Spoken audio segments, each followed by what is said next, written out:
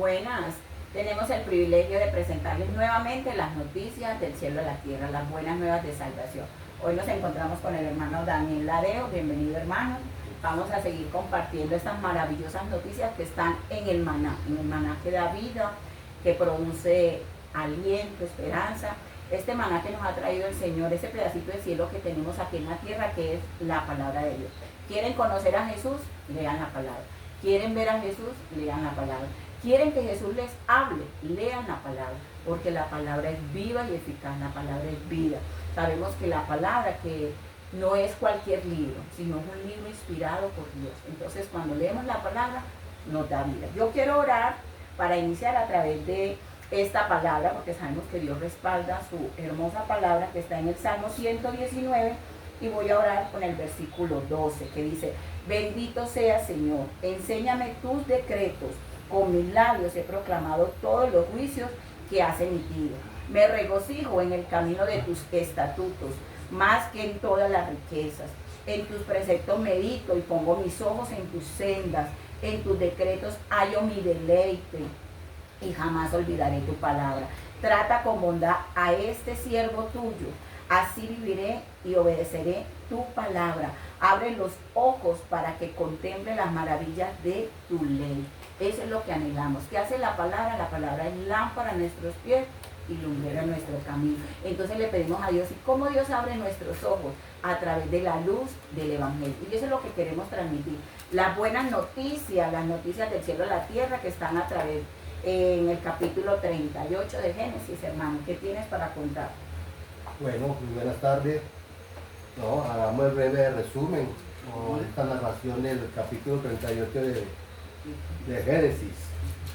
Dice la palabra que Judá, el cuarto hijo de Jacob, se separó de sus hermanos y se fue para la tierra de Andurá, en una casa de un amigo de él. Y estando allá, vio a la hija de Súa, el cananeo, A Tamar. sí, y pues le gustó, me imagino cómo fue el romance, pues, y se casaron y le llegó a ella y tuvieron el primer hijo, que le llamaron Er. También volvieron a tener relaciones y tuvo su segundo hijo, Onán. Y tiempo después, ya en una parte diferente, volvieron a tener y luego tuvo su tercer hijo, Sela. Pero llegando Judá, le consiguió pareja o esposa a su hijo Er, a su primogénito, pero este había hecho lo malo delante de los ojos de Jehová y Jehová le quitó la vida. Entonces Judá fue a su segundo hijo, a Onán, y le dijo que hiciera caso de la ley de liberato, que es si el hijo mayor moría sin tener descendencia, sin la descendencia, el que seguía tenía que darle descendencia al mayor. ¿Cómo se llama esa ley, hermano, en la antigüedad? La ley de liberato. Y entonces Onán no quiso, porque sabía que la descendencia no iba a ser de él, sino del hermano. Se negó y más bien prefería descargar su sustancia en la tierra. O sea, eyaculaba afuera, para que nos puedan. También les agradó esto a los ojos de Dios, el cual le quitó la vida también. Pero el tercer hijo Sela era muy menor, muy niño, y entonces él más bien le pidió a su nuera Tamar que se fuera para la casa de su padre, que cuando ya Sela creciera o era mayor, pues la daba en casamiento con él. Pero Judá nunca quiso, o se lo olvidó, no quiso, por temor que pronto el hijo también muriera.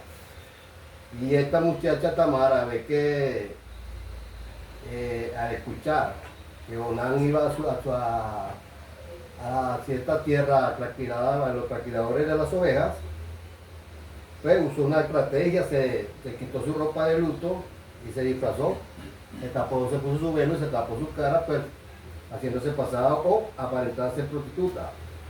Estando Judá cerca, pues la vio, y la arrimó y le propuso que si quería tener relaciones con él.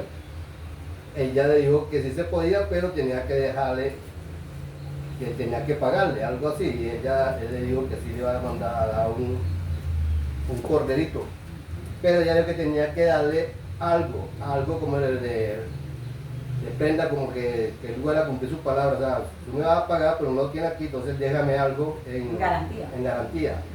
Y él le dio su sello, su básculo y su... Se me ve la palabra, pero bueno, un pregonete. Fue El sello, el básculo y un cordón. Sí, el cordón. Ajá, el cordón. Vean, dice, dame tu sello y su cordón y el bastón. Fueron 3 elementos. Ajá. 3 elementos. Pero esta estrategia lo utilizó Tamar porque vio que ya el tercer hijo había crecido y no le había dado como esposo para ella. Pero hermano, algo tan tremendo es porque ella sabía, o sea, Tamar sabía que él era su suegro. Entonces, como ella lo que anhelaba era quedar en embarazo para poder tener descendencia, ella sabía que iba a quedar en embarazo y quería tener con qué comprobar. Él porque no sabía quién era la... Sí, lo que pasa es que yo estoy abreviando el capítulo. La noticia. Ahorita ya picamos. Bueno, entonces así pues él logró, le dio los elementos que ella exigió y se acostó con ella. Él regresó a su tierra y más tarde llegó mucho tiempo, ella volvió a su casa, se volvió y se colocó su ropa de viudez, y con el tiempo llegó a oído de Judá que la nuera como que había estado en fornicación y que había salido en embarazo. Cosa que no le gustó a Judá, el cual rechazó absolutamente eso y mandó que la sacaran y la quemaran. Cuando llegó eso a oído de ella lo primero que hizo, y le mandó a decir a su suegro que con la persona que ella se había acostado, que había sido encinta, él había dejado esos 3 objetos, el sello, el básculo y el bastón, o la vara. Y entonces Judá reconoció que eran los elementos de él y manifestó que ella era inocente, que el culpable era él, que ella antes había actuado con justicia. Bueno, eso más o menos es y más adelante vemos que en el embarazo de Tamar, porque ella salió embarazada de su suegro, en el tiempo de su embarazo se vino gemelos. Pues cosas que en la Biblia se habla más o menos 2 o 3 casos de gemelos, pero sí es gemelo, y que en el tiempo del parto vemos que el primero sacó su mano y la partera que le estaba ayudando en el parto le amarró pues, como lo que la costumbre que tenían, un hilo color rojo de escarlata, pero él volvió y metió la mano y salió el segundo. Muy parecido como Jacob y Esaú, ¿cierto? Amén. Entonces la partera quedó asombrada porque le dijo que qué brecha es esta, que ha hecho. Porque el primero esto ocurrió y salió el primero, el segundo, y aquí que el otro. Dice, te abriste espacio. Sí, abrió la herida, sí, se abrió el espacio. Bueno, ese más o menos ese es el resumen de este capítulo 38. Ahí vemos también las enseñanzas de que el primero que falló. O bueno, vemos que también esos son, si me voy a ir por la línea de la línea de la genealogía o de la línea mesiánica, vemos que esos son esas cosas que impedían impedimento de que se diera esta línea mesiánica. Y el primer impedimento fue la falta, la irresponsabilidad de Judá a no llevar a su tercer hijo en casamiento con Judá, con esta muchacha Tamar, impidiendo que así se siguiera la línea. Vemos esos casos que desde Génesis 3:15 el Señor dio su promesa, la promesa de los siglos, que era que iba a tener su simiente, iba ¿cómo es? 3:15, la simiente. Que pondré enemistad entre tú y la simiente. De colocar de mitad, esa es la promesa del siglo, y de ahí comenzaron a pasar varios sucesos que impedían o querían intervenir en la línea mesiánica. Allá comenzamos el primer impedimento que nos muestra la Biblia, la palabra, es cuando Dios, que a causa del pecado, de la maldad del hombre, Dios mandó el diluvio. Ese es un primer impedimento de la línea mesiánica. El segundo fue cuando ya vemos que los hijos de Judá, de que estamos en el capítulo 38, los hijos de Judá se negaron por su maldad de que se diera ese linaje, que se diera esa línea mesiánica. El tercer también vemos el faraón decreta la muerte de los niños en esos capítulo 1. Bueno, estoy comentando primero sobre la línea mesiánica. Ya no volvemos al capítulo 38. El cuarto fue Jorán, que mató a todos sus hermanos de la descendencia de Judá, en 2 de Crónicas 21:14. Sigue Atalía, madre de Josías, destruye a toda la descendencia real de la casa de Judá, 2 de Crónicas 22:10. Amán, trama de exclusión del pueblo judío en el libro de Esther 3:8-15. Herodes el Grande, ya en el Nuevo Testamento, ordena matar a todos los niños menores de 2 años en Belén, cuando fue pues, prácticamente engañado por los magos, Mateo 2:16-18. Y también vimos que el mismo Satanás en persona quiso impedir con la tentación en el desierto de nuestro Señor Jesucristo, también que se diera, pues aquí ya fue en el ministerio, ya eso no fue antes, esto fue ya después del nacimiento de Cristo, estas obstáculos. Y también vemos que los religiosos de las sinagogas, ahí en Nazaret, también intentaron tirar a nuestro Señor Jesucristo por un despeñadero. Y el último caso que vimos fue que Simón Pedro también le estorbó al Señor, porque quería que el Señor no se dejara llevar a la cruz, donde el Señor le dijo, apártate de mí, Satanás. Eso está en Mateo 16:21, hermanas, sobre la línea mesiánica, lo que el enemigo trataba de impedir. Ahora sí, hermana, volvamos al 38, al otro tema, el tema yo enfaticé en Tamar.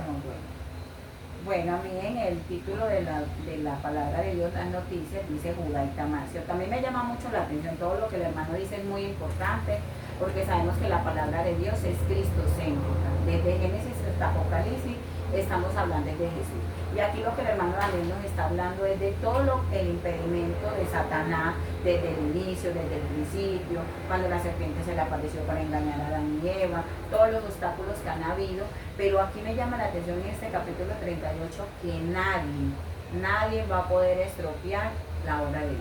O sea, eso es la victoria que tenemos los hijos de Dios, esa es la victoria, la confianza, la esperanza que tenemos, que aún ni siquiera nuestros errores ni nuestras debilidades serán impedimento para el Señor. No para que nos estemos justificando cuando fallamos, sino para que por gratitud y aparte de eso por obediencia a su palabra, a esa vida eterna que nos ofrece, y así como oramos ahorita, Él nos da el entendimiento a través de los estatutos, de la ley. Cuando hablamos de la ley, no es que estemos ya bajo la ley, pero el Señor nunca vino a abolir la ley, sino a darle cumplimiento a la ley. Entonces aquí vemos que dice Judá y Tamar, pero a mí me llama la atención que dice que Judá se apartó de sus hermanos. Sabemos que a veces apartarnos no es bueno, solamente tenemos es que estar unidos en amor, unidos en obediencia, unidos en comunión, unidos a esas personitas que nos quieren ver cada día más, hablándonos de la palabra, orando en la fe. Tenemos que estar unidos. Mismo que aquí dice que hubo una separación. ¿Qué fue lo que apartó al hombre de Dios? El pecado, ¿cierto? Desde el inicio vemos que ¿qué quiso hacer Satanás? Separar a Adán y a Eva de Dios, porque tenían una relación, porque tenían una comunicación. Mire que el Señor le dijo, ¿dónde están? Sería que Dios no sabía dónde estaban. El Señor no les preguntó qué hicieron, porque es que Dios sabe todo lo que hacemos. Pero el Señor dice dónde están. Y si vamos a ver la Biblia, podemos verlo también cuando le pasó a Jesse, el siervo de Eliseo. Sabemos que el profeta Eliseo era el mismo Dios, eran los ojos de Dios y la voz de Dios, porque él le dijo, yo he visto de dónde viene. Entonces sabemos que es tremendo que cuando Dios nos habla a través de su palabra, Dios sabe dónde estamos. Nosotros podemos estar en la iglesia, nosotros podemos estar en el trabajo, nosotros podemos estar en nuestro hogar y podemos engañar a las personas, pero Dios sabe dónde estamos. No se trata de lugar, no se trata de posición, sino se trata de convicción de verdad que donde estemos el Señor pueda decir dónde está. ¿Por qué el Señor dice dónde estás? Porque a veces podemos estar en un lugar, pero nos hemos movido de la presencia de Dios, nos hemos movido del temor de Dios. Y aquí me llama la atención lo de Judá y Tamar, es porque dice que los hijos de Judá, el primero, no agradó a Dios. ¿Y quién lo mató? Dios. A veces pasan cosas en nuestras vidas que no es el enemigo. Es muy triste decirlo, es muy duro decirlo, puede parecer muy fuerte, puede parecer piedra, pero es pan. La palabra de Dios es esa piedra que quebranta, ¿cierto? Es ese martillo, perdón, que quebranta la piedra. Entonces, ¿qué quiere hacer el Dios con nuestras vidas? Mire que aquí dice que el mismo Dios lo destruyó. A veces nosotros nos sentimos tristes porque alguien nos rechaza, porque alguien nos hace daño, pero cuando seamos rechazados, así sea por el mundo, porque la misma palabra dice que seremos aborrecidos por causa de su nombre, sintámonos gozosos, pero que nunca seamos rechazados por Dios. Mire que aquí el mismo Dios fue el que ¿qué? Le quitó la vida, porque su vida no agradó a Dios. O sea, su vida no agradó a Dios. Entonces, que nosotros vivamos para agradar a Dios, que vivamos para obedecer a Dios, que si nos equivocamos podamos llegar confiados ante Dios, pedirle perdón con un corazón contrito y humillado, y el Señor nos levanta. ¿Por qué? Porque la palabra dice que 7 veces cae el justo y 7 veces Jehová lo levanta. ¿Pero a quién levanta? Al justo, porque Dios nos ha sellado con su Santo Espíritu, y su palabra también nos enseña que nada nos arrebatará de su mano. Entonces, esta palabra, aquí estamos viendo todas las equivocaciones que cometió Judá, pero también las que cometió Tamar, porque Tamar fue y se vistió de prostituta. Ella no era una prostituta, o sea, ella decía, yo consigo ese hijo como sé. Me hace acordar a cuando Abraham y Sara, ¿cierto? El Señor les dio una promesa, iba a ser a la manera de Dios, no a la manera del hombre. Pero entonces ella dijo, no, ya se murió este hijo, ya se murió este otro. ¿Y qué pasó con Judá? Él supuso, que a veces nos pasa a nosotros. La palabra de Dios es clara, la palabra de Dios se interpreta por sí sola. Así estudiemos teología o estudiemos hermenéutica y estudiemos todo, y muy bueno, porque ahí nos dan las herramientas para las similitudes. Podemos decir, ve, esa casa de pronto era amarilla, pero la palabra de Dios no es para suponer. La palabra de Dios es para entenderla y para obedecerla, ¿cierto? Porque su palabra se interpreta sola. Y vemos aquí que solamente Judá no cometió el error, porque él dijo, no, ya así como murió mi hijo él y como murió mi otro hijo, ese también va a morir, yo no se lo voy a entregar. O sea, que tampoco quiso hacer la voluntad de Dios. Cuando habla que el otro no quiso cumplir el papel del hermano, fue porque hizo su eyaculación fuera. Sabemos que el semen es el que da la vida, ¿cierto? Es el que, y más en esos tiempos, que era algo muy sagrado, porque eso era un pacto establecido por Dios para que siguiera lo que ha hablado tanto el hermano, esa genealogía que de ahí viene. Y vemos aquí que Tamar se viste de prostituta, pero Tamar va a un lugar, yo me imagino que no fue a la iglesia, ¿cierto? Que no estaba por allá. ¿Por qué fue ese vestido de prostituta? Entonces, de más que Judá visitaba a esas mujeres, ¿cierto? ¿Por qué se va a vestir de prostituta? ¿O por qué de pronto no tomó la posición de Ana de orar y el Señor le dio a Samuel? Entonces, a veces tomamos una posición incorrecta. A veces queremos hacer cosas buenas, pero con actitudes incorrectas. Y eso no agrada a Dios. Entonces es mejor hacer como Dios diga, así a Judá no le parezca, si no tenga la aprobación de nadie, pero que tengamos la aprobación de Dios. Y vemos aquí qué tan tremendo, porque ella se vistió de prostituta. Y dice que ya después cuando se enteró, pasaron por ahí 3 meses, cuando ella se enteró, ella pidió una garantía. No, yo tengo con qué comprobarle a él que él fue el que me embarazó. Ella pidió, él no sabía quién era él. Pero vamos a ver aquí que él la mandó a matar, que la quemaran, no, el más justo, el más correcto, pero no había contado que había salido cosa con la prostituta.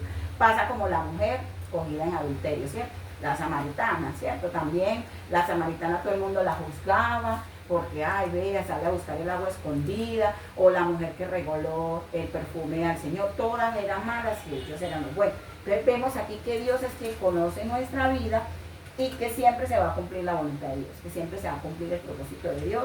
Entonces, que esta enseñanza nos ayude a que no importa que tengamos sello, cordón, bastón, que le pidamos a otra persona algo por garantía, sino que tengamos el sello del Espíritu Santo, que tengamos la garantía de que es Dios quien nos guía. Porque a veces queremos, yo voy a hacer esto, voy a tener este as bajo la manga, pero ¿de qué nos va a servir si realmente no estamos obedeciendo a Dios?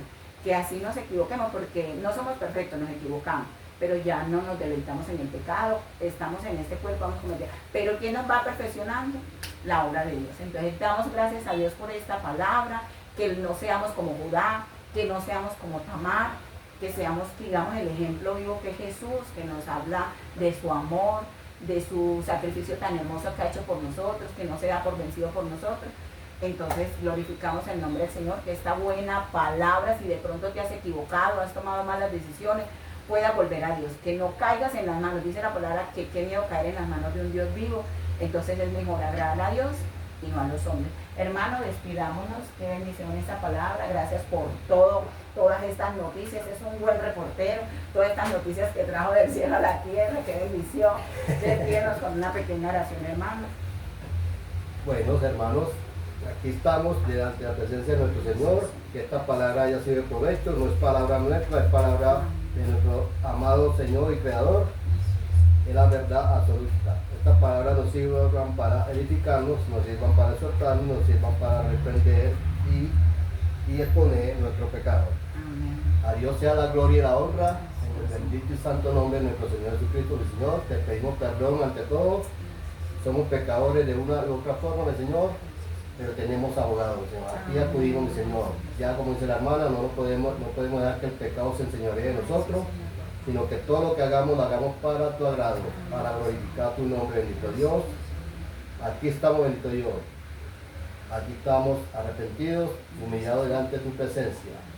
Que esta enseñanza llegue a todo corazón abierto, mi Señor, que esta enseñanza llegue a aquella persona, mi Señor, que tú quieres que le llegue, mi Señor. Que estas noticias se sigan difundiendo a nivel nacional e internacional. Señor, aquí estamos.